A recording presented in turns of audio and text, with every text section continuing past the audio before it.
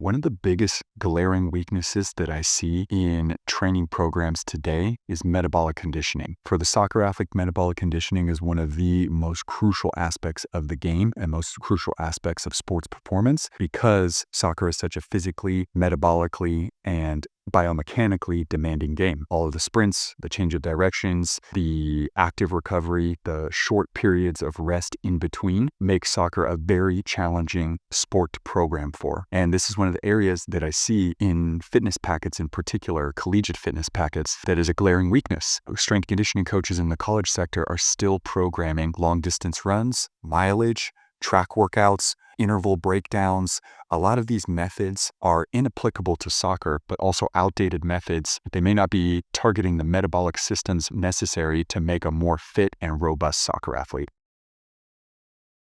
My name is Joe Galeko. I'm the owner and head coach at TKO Athletic Performance. I am a certified strength conditioning coach with over a decade of experience in helping soccer players get fit for club, collegiate, and professional seasons. Today, we're going to be talking about metabolic conditioning for soccer, the must-haves in your training program. Before we get started with the must-haves, before we get started with the things that we actually see in a week's worth of training at TKO, I'm going to start with why metabolic conditioning is so important for soccer. Soccer is one of the most physically demanding sports in the world, not just in the duration of time that you have to create energy to perform all of the different actions in the sport, but also the intensity of the game at every level lends itself to a really difficult challenge for strength conditioning coaches and for athletes to get fit. So why is metabolic conditioning so important for a sport like soccer? Firstly, soccer is not necessarily a unique sport from an energy system standpoint. There are many sports that look like it. However, the structure of training for it is unique in a sense that there's a lot of qualities that need to be touched in a conditioning program in order to make it effective for an athlete, particularly one who competes at an elite or a really high level. So with soccer, a couple of things that we see that are key and specific to soccer. Soccer is an intermittent sprint sport or a repeated sprint ability sport, meaning that you have tons and tons or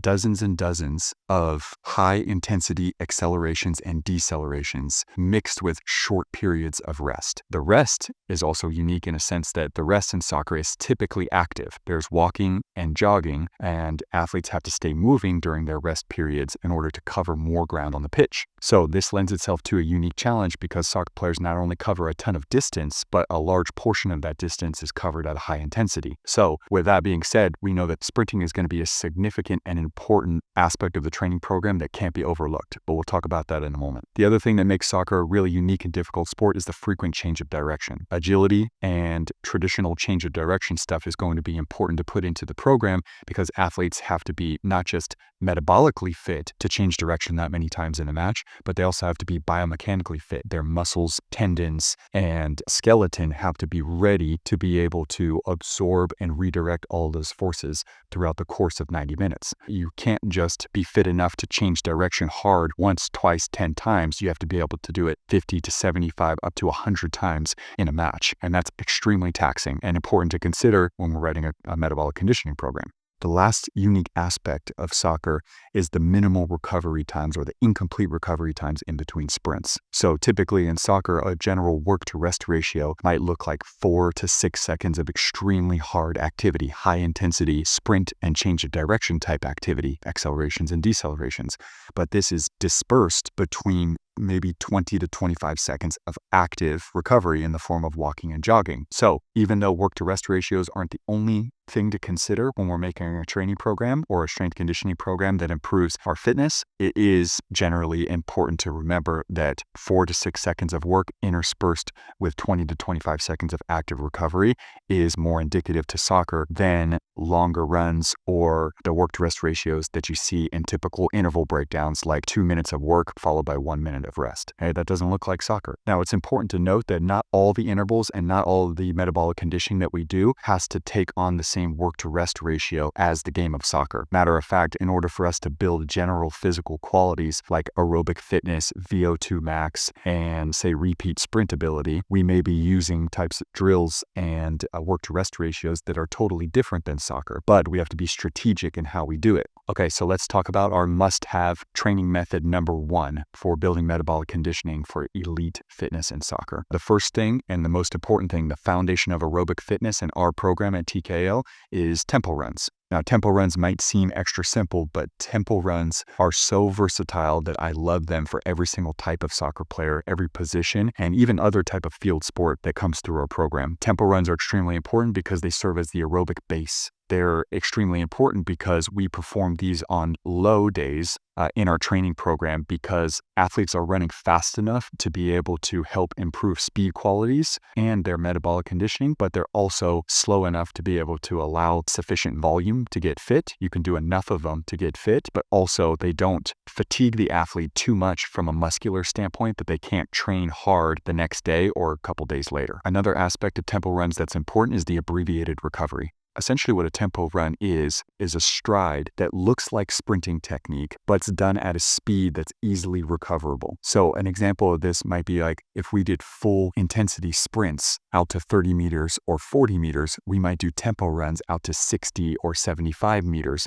but we'll do them at a much lower intensity or lower speed than we would do those full sprints. So we can rehearse proper sprinting technique, which is valuable for the speed endurance aspects of soccer, but we're able to do more of them so we can get more coordination practice. The other reason why I like tempo runs for building an aerobic foundation with soccer players is because they're very versatile in the intensity in which we can run. I can tell a soccer player exactly how fast to run during these tempo runs in order to elicit a specific adaptation. So for example, if we're running out to 50 meters, I might say, I want you to run this 50-meter tempo run in 10 seconds, which is 5 meters per second, which is going to be the high-speed running metric in most college soccer programs. So with this, we can rack up high-speed distances over a very short amount of time and expose the athlete to volumes that they're going to experience in heavy practices and also in competitions. So it's extremely versatile training method. A couple of examples of tempo runs might be 2 sets of 5 100-meter tempo runs run at 20 to 21 seconds mixed with 40 seconds of recovery. So we might do these on the minute, for example. So every minute you're going to start a new tempo run,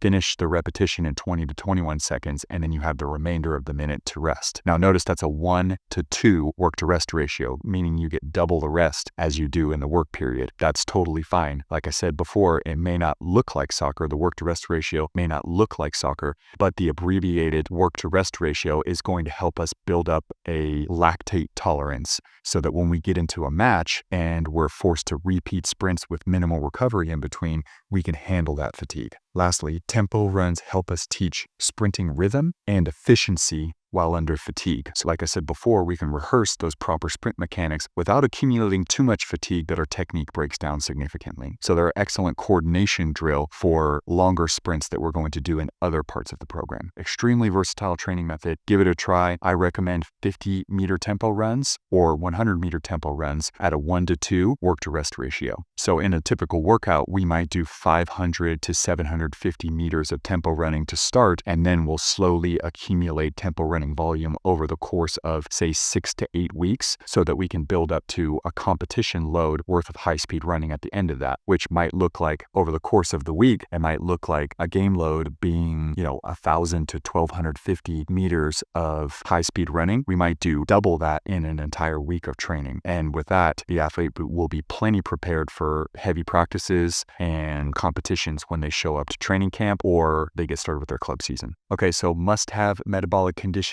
piece number 2 for all soccer training programs is going to be maximal effort sprints. Yes, sprints may not seem like it, but they are metabolic conditioning. Sprints are arguably the most effective way to improve the nervous system's ability to be able to achieve really high intensities, but also, like we mentioned before, soccer is a repeat sprint ability sport. So with that being said, sprinting is going to be the most valuable movement pattern in the sport. Okay?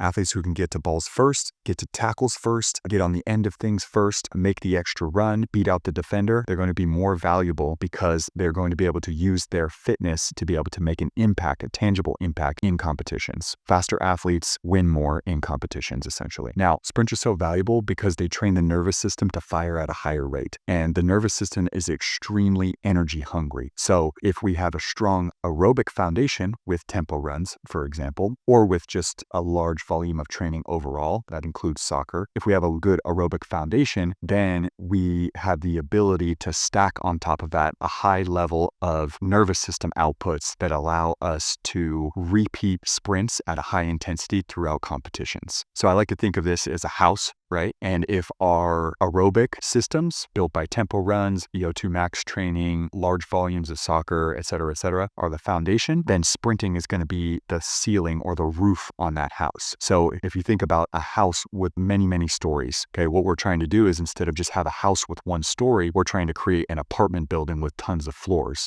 okay? Because if we have tons of floors in the apartment building, then we can put more stuff in it. We can put more rooms in it. We can put more people in it, okay? So sprinting is the same thing, is that it helps us raise the ceiling on our physical capabilities so that we can put more physical capabilities, we can train more physical capabilities inside of that house, okay? It's things like strength, things like change of direction and agility, things like technical skills. It affords us more coordination and a higher ability to learn skills. So the nervous system and the metabolic systems are intimately connected right here. Because soccer is a repeated sprint ability sport, we need the aerobic foundation to be able to repeat sprints many times throughout the competition. So max effort sprints allow us to work our nervous system up to an extremely high level and move our limbs really fast. And then our aerobic system allows us to repeat that ability over the course of the game. So those two work together symbiotically, but you need both. You need nervous system training and you need heart and lung training in the form of aerobics like tempo runs, like we talked about before. So this is kind of the yin and yang of metabolic conditioning when it comes to soccer right here. You need the really high neuromuscular recruitment that comes with sprinting or the high intensity anaerobic stuff. And then on the opposite end, you need the aerobic development that's going to help build things like heart strength and size, our ability to pump oxygen to working muscles, improving our VO2 max, and then of course just generally getting more time and volume on our legs so we can handle the massive training loads of our in-season competition period. Okay, so an example of how we can use max effort sprints to improve metabolic conditioning. We do a lot of accelerations and we do a lot of maximal effort sprints out to about 40 or 50 meters. Okay, so we use both of those in the program. We try to sprint at least twice per week, and we do these on our high nervous system days because we're ramping the nervous system up to a really high intensity, a really high level, so that we can challenge our coordination, the forces that our muscles can handle, and our ability to blend skills with metabolic conditioning. So an example workout for this might look like 6 10-meter sprints, focusing on acceleration power, 3 20-meter sprints, moving that acceleration out a little bit longer, and then 3 30-meter sprints at maximal effort with full recovery in between. After this, we can do things like resisted sprinting or sled toe accelerations so that we can work on training the specific aspects of speed that are going to improve that quality. But just a reminder that even though we're training speed and we're resting a lot in between, doesn't mean that we're not doing metabolic conditioning at the same time. And so add both into your training program and you'll see powerful results. Okay, so let's move on to must-have number 3 for a complete metabolic conditioning program for soccer. So this aspect of the training program is what I call repeat sprint ability drills. Now, these are unique in a sense that repeat sprint ability drills are going to include and mimic movement patterns in the sport of soccer that are designed to replicate match demands. So this might look like reactive agility. This might look like high-speed change of direction or decelerations. This might look like chasing and reacting to a ball or a partner, or it might look like small-sided games or chaotic environments in which a player is going to be asked to change direction in tight spaces. So these repeat sprint ability drills are extremely important because they incorporate the mechanical demand of change of direction, but they also replicate the chaotic nature of the sport. The other thing that they replicate is they are designed to challenge our ability to recover quickly in between high intensity bouts of work, which is one of the most important aspects of soccer. These are advanced drills here. So we notice that we have the aerobic foundation built with tempo runs. We have the high speed stuff, the high neuromuscular coordination stuff built with maximal effort sprinting. And then we try and tie those things together with repeat sprint ability drills that are open and chaotic in nature. So there's a level of competition and reactivity to the drills that make it more like that real match environment. So an example of this might be a 5-second work period with a 20 to 25-second active rest period. And we have one rabbit and we have one dog. I call this the rabbit drill. So you have one person chasing and you have one person being chased. And you essentially play a game of tag in which one individual, one player, is going to run around as fast as they can and change direction and try and lose the other person in a span of 5 seconds. And the other person is going to either try and catch them or stay as close as possible to them so that they can almost touch their hip, and requires them to react in really tight spaces and do lots of change of direction and match style movement patterns in a very short amount of time. So it's requiring a high intensity. Then they They use active recovery in between, jog, walk, whatever we decide, and then they repeat that for several repetitions so that they can incorporate the high intensity stuff that we've been working on with the sprinting and the ability to buffer fatigue in between those high intensity bouts of work. So some other examples of how we can use this alone, I like to use shuttle runs. Shuttle runs are an excellent way to challenge the high intensity change of direction or deceleration component of soccer. Mirror drills, if you have partners, you have 2 athletes in a training session or 3 or 4 athletes in a training session. The rabbit drill is an excellent way to do this. Or you can use simple linear sprint techniques like repeated sprints in which an athlete is going to sprint as fast as they can in a straight line. They get up time and then they're going to jog or walk back and use an abbreviated recovery and try and maintain that time for as many repetitions as possible. If you have a timing gate or if you have an ability to time sprints, this is a really good way to monitor fatigue and give them the appropriate amount of rest when their performance starts to drop off. Okay, so there you have 3 methods for effective and appropriate conditioning that's matched to the game of soccer. We have tempo runs for aerobic development. We have maximal effort sprinting to develop neuromuscular coordination at the highest intensities and at the highest levels.